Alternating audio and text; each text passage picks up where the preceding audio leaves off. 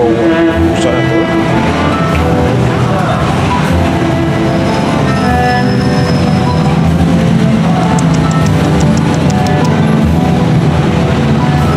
Saan pala mga amo mo, Ming? Ha? Nasaan mga amo mo? Pinabayaan ka lang ah. Oh? Walang nag-alaga sa'yo? Kawawa ka naman. Pinabayaan ka lang. Oh? Ano nangyari sa tenga mo? Ba't nagkasugat-sugat yan? Yan, sa mga cat lover dyan, andito lang to sa harapan ng Ramiro. Sa mga gusto mag-rescue nitong pusa na to. Yan o. Kawawa. Parang kinagat-kagat yata ng ano, yung tenga. Parang nagkaano ng aso. Sugat-sugat yung tenga oh. Sa mga gusto mag-rescue dyan ng pusa, andito lang to sa harapan ng Ramiro. Sa may pangalan tong ano nito, tindahan ng mga manok, itson o yung prito. Kawawa yung pusa na yan oh.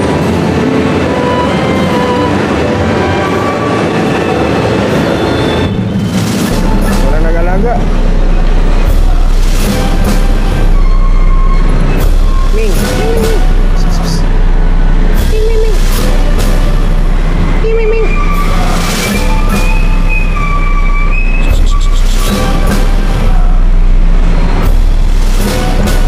sabi naman itong napagkagawawa naman itong pusa pa ano, ito. Kahit na hayop yan, marunong din ano yan, nasasaktan yan. Tingnan mo yung tenga oh. Sabi, kunti na lang naghawak, maano na, putol na. Sagasaan ka.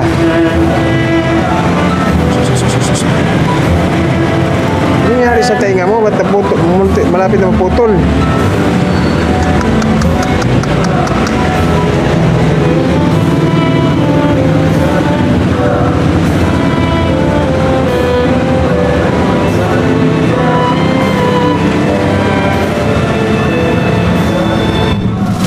Kawawa talaga po siya na to.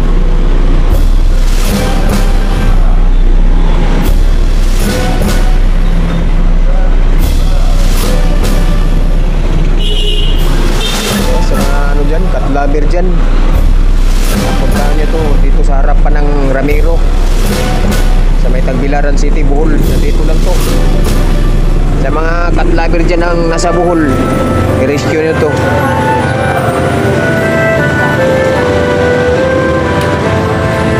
Baka naman inaway ng aso to kaya ganyan.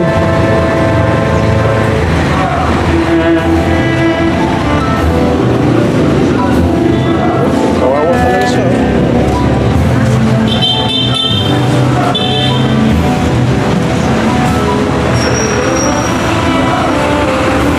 Aming, pabayaan ka ng amo mo. Oh, kawawa yung tenga mo. Hindi lang pula, maputol na.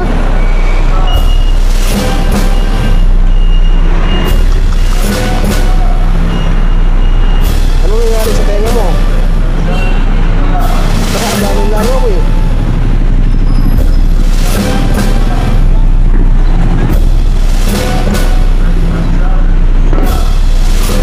Oh. Dapat magamutin mo yung tenga mo. Oh.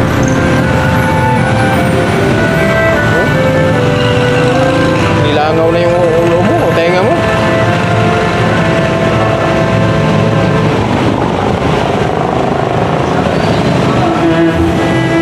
Kawawa naman itong mga ka-idol. Kahit sabihin pusa yan, pabayaan ng amo. Hindi ko alam kung walang may amo mo to. Wala. Ano, sa mga gustong mag-rescue nito dito sa Tagbilaran City Pool, puntahan nyo lang to dito. Kawawa talaga ang kalagayan nito. Malamang napabayaan na to. Pusang gala to. Sugat-sugat yung tenga. Ito lang yung mga ano ko sa mga gusto mga cat lovers dyan. Sa mga gusto mag-rescue nito, puntahan nyo lang dito sa harap ng Ramiro.